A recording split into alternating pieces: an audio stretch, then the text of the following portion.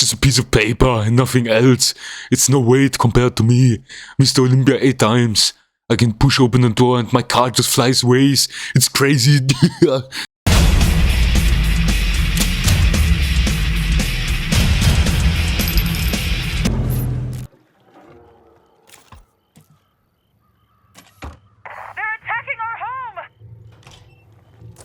So, I already did a handful of videos, no I'm kidding. One on the upcoming update 28, and that I was beta testing it quite a few hours. I think I already got like 6 to 8 hours in my hand. I'm not having count of that, so there are plenty of others who have played way more. Plus I always only test Lethal Zone, and I want to not just mention but also go into detail and give you my fair 2 cents, everything uncut and honest as usual, because I'm always about the genuineness.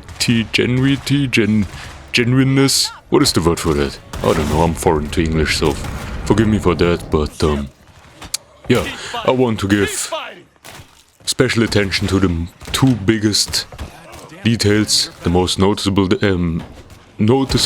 and them are the graphic overall and the spawn rate system of yeah, especially Lethal Zone, because I only tested Lethal Zone in a beta, so I only can give you feedback on that. And the matter is especially the one thing is something that was already in the game but not visually standing out from the regular map, which are the zombie populated areas. So we already had it before, but now there's like a visual feedback on that on the map. If you check that, I will also show you the visual indicator afterwards, so you can mostly count with more zombies, something that was already well known to us and we're already aware of within the towns and the overpopulated areas are where more buildings are, more shops, instead of the outskirts and the rural areas or anywhere close to the bases, except there's a base like midtown, like especially on Providence Ridge, the Londergard Lumber Mill, which is the biggest base here, or maybe the fort on Trumbull Valley, or here on Providence Ridge also the fire station of the Prescott fire station, that was the name of. And as soon as you finish off the spawn rate, the zombies will decrease. There you saw it, for example, on the map. Right there it was this pinkish zone, similar to the Plague Territories, just with a different... Well, pardon me, 26 hours later, but for you just a couple of seconds because I was interrupted. Yeah, I was just about to say with a different tone, a certain accent on the map. You will also see furthermore when we get more in-depth or prolonged gameplay of this footage in the background, you will see that they kind of disappear with over time. But maybe it's just me, I don't, and it's just my genuine opinion, I want to be as frankly and honest to you.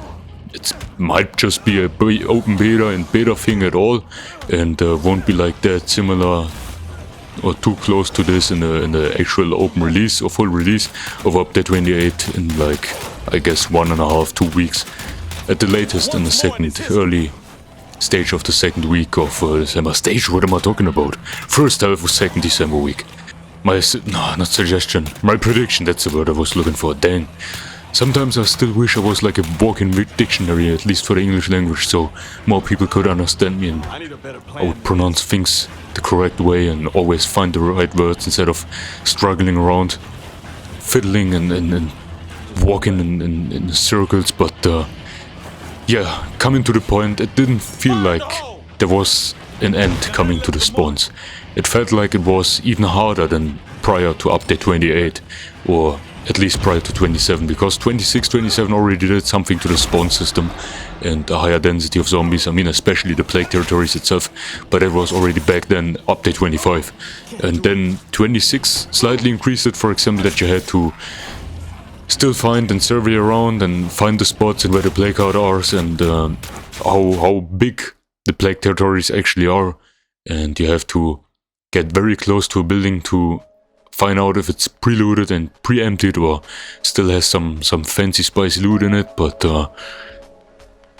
those are just small, certain changes. Now I feel like it's not a bad thing, don't get me wrong, but at some certain points you get kinda annoyed if you already killed, like, without exaggerating, 50, 60, 70 Zeds, and they're still spawning out of your, I don't know, your car's trunk, like a clown's car, or big ups to Prime.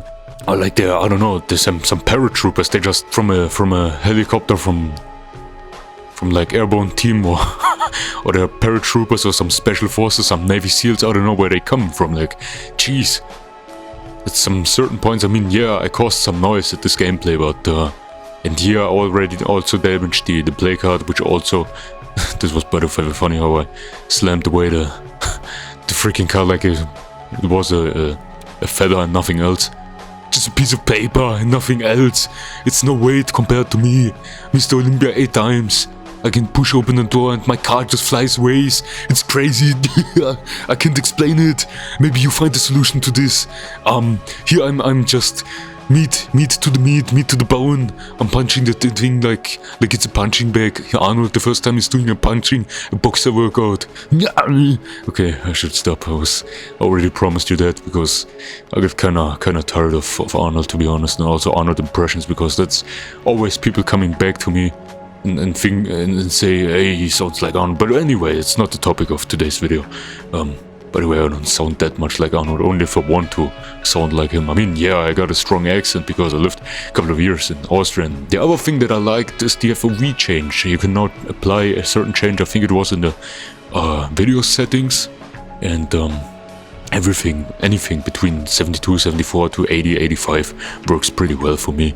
Anything else looks too far away from your character and looks more like a I don't know, SOD1 had like an FOV of like 80 or 82, something like that, 80ish.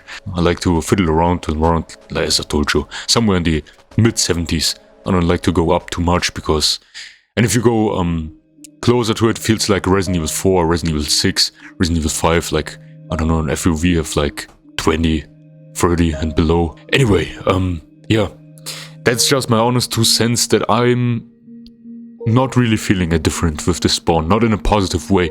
I mean, now you can see the map.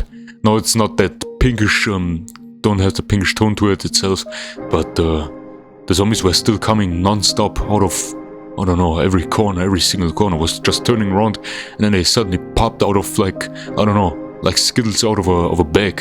I don't know, man. Maybe they were hiding below my car. I have no explanation for that, but maybe they will kind of fine-tune that stuff, and we'll see about that. I don't want to prolong that video too much. It's already more than 8 minutes. I'm just glad that we get update 28, but it wasn't very necessary for this year. It's just like an finisher for this year of Undead saying thank you. I'm very grateful for those free updates. As I even said many times before, I would even pay for most of these updates. Not all of them, but for example, Homecoming could have been a standalone DLC. I would have paid for that even 20 bucks. It's not about the money for me, that's not an issue. But the thing is, please, Undead Labs, listen this one thing from me, from a long-time fan. I've been playing SOD1 from 2014, and I enjoyed SOD1 a lot, SOD2 equally as much. Not that much like Lifeline, but that's still the best work you ever did, but Homecoming is getting pretty close. And I just beg for you, please save some resources, okay?